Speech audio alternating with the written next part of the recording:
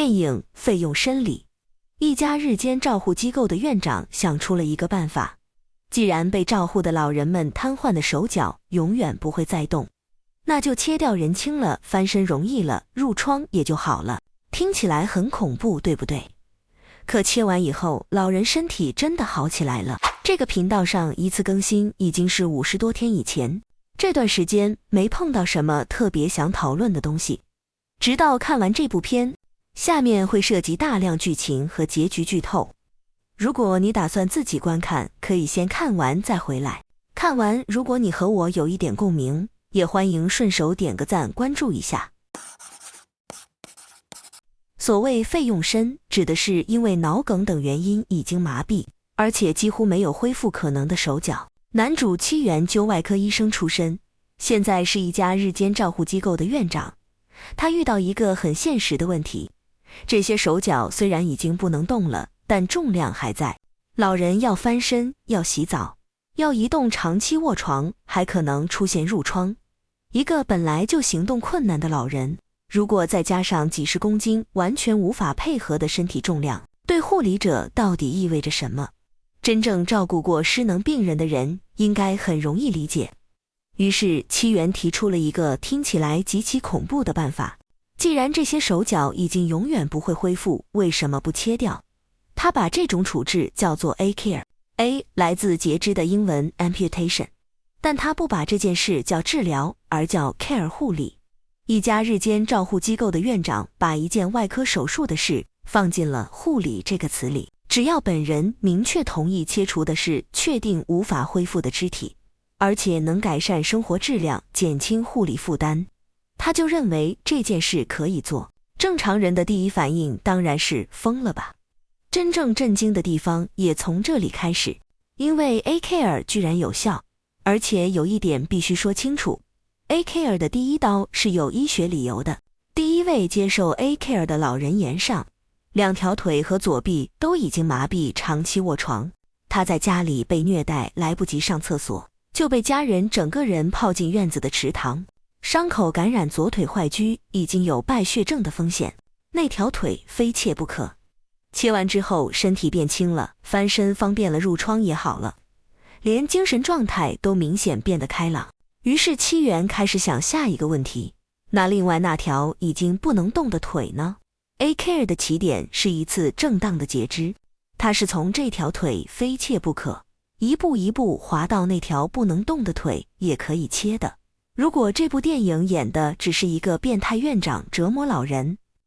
那他根本不值得討論。偏偏 A-care 真的解決了一些問題，這個設定甚至不是作者坐在家裡憑空想出來的。原作者久坂不洋本人就是醫生，也長期做過老年醫療和在宅醫療。他說自己現實中真的遇到過和嚴尚情況很接近的老人，身體很重，褥瘡長期不癒，護理負擔很大，還遭到家人的虐待。當時他腦子裡就冒出過一個念頭，如果把已經不能動的腿切掉，人輕一點，護理是不是反而會容易？而且他不止一次聽患者自己說過，如果切掉能輕鬆一點，那乾脆切掉算了。所以 A-care 最可怕的地方就在這裡，它有來歷，一個真實存在的照護問題被一路推到極端，鏡頭長出來的就是這個答案。為什麼一個老人最後會需要靠切掉自己的身體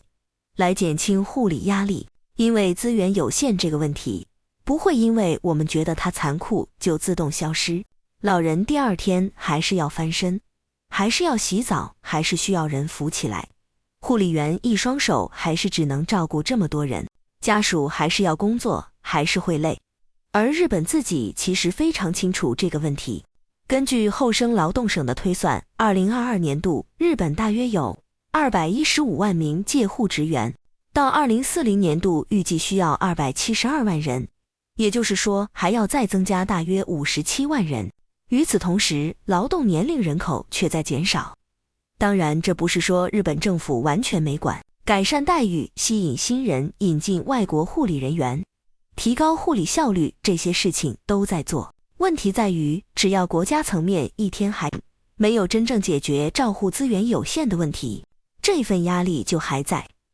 本來應該問的是怎樣讓照護體系更適合人的需要，最後卻變成怎樣讓老人變得更適合現有的照護體系。本來應該被改變的是照護條件，最後被改變的卻是老人。而且這已經不只是這一部電影偶然碰到的題材，我之前在頻道裡還提過另一部今年上映的日本恐怖片《遺愛》，那部片由 TXQ Fiction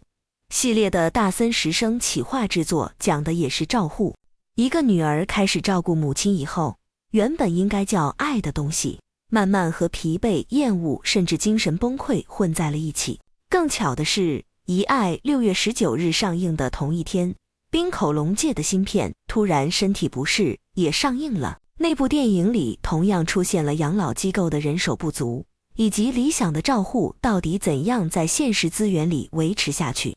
1個多月裡，3部類型創作者完全不同的電影，都碰到了到底誰來照顧越來越多的老人這個問題。至少可以說明，照護已經越來越成為日本創作者繞不開的一種現實焦慮。接受 A-Care 的老人是同意的。如果一個神志清醒的人知道自己的肢體不會恢復，知道手術不可逆，權衡之後覺得切掉以後自己生活得更舒服，那當然可能就是他的真實選擇。可我同意和這個選擇完全不受環境影響是兩回事。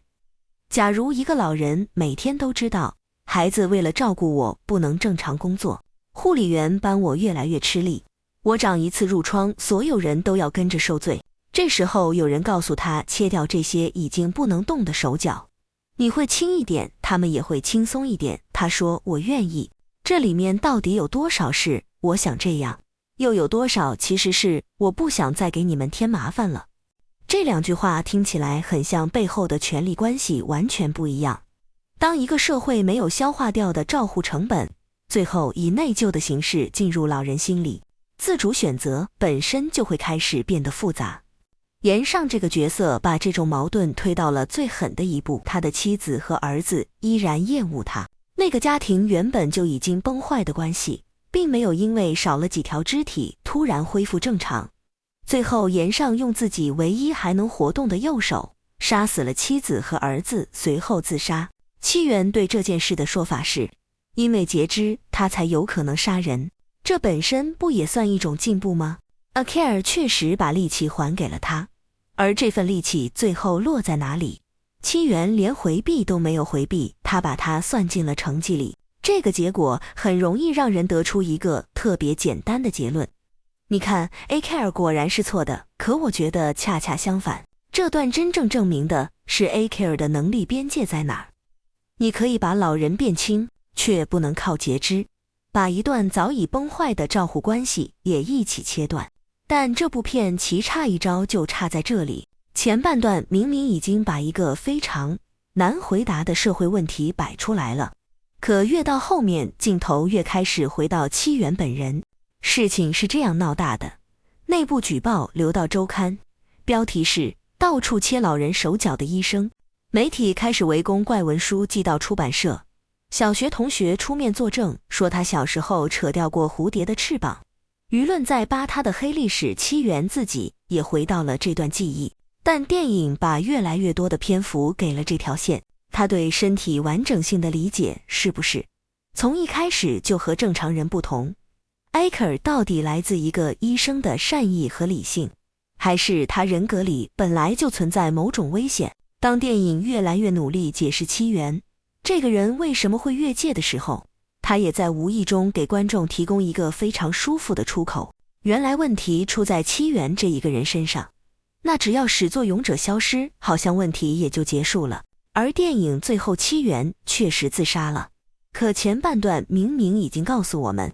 問題不會跟着他一起走，沒有七原老人還是會失能，褥瘡還是會長，護理員還是不夠，家庭還是會疲憊，老人還是會聽見別人說照顧你太累了，也還是可能會有老人自己說，如果少一點身體能讓大家輕鬆一點，那就少一點吧。所以七原當然是始作俑者，但產生 A-Care 的那些條件不是他一個人制造出來的。這也是本片真正可以再往前走一步的地方，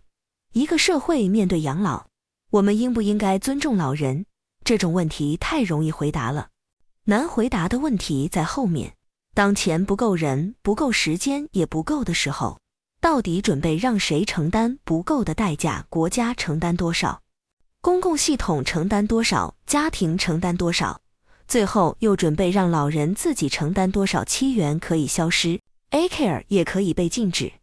可只要產生這個答案的條件還存在，我們就不能假裝問題已經被解決了。這部電影真的讓我理解了，在某些條件下，這種聽起來極其荒唐的辦法，為什麼會開始顯得有道理？可惜的是，電影最後把更多目光留給了提出答案的人，卻沒有繼續追問到底是什麼樣的環境，會不斷逼人想出這樣的答案。最後說點跟電影沒什麼關係的。開頭說了，這個頻道停了50多天，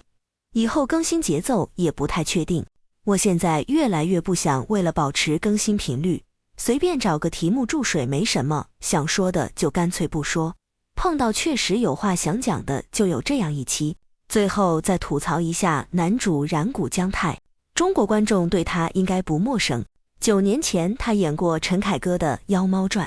就是那位憑《霸王別姬》拿過第46屆戛納電影節金棕櫚的陳凱歌。染谷將太在裡面演從日本來到大唐的僧人空海。我重新翻了一眼當年的劇照，那時候真是小鮮肉一枚，再看看現在，只能說歲月催人老。當然他其實也才30多歲，主要還是這部片的造型下手比較狠。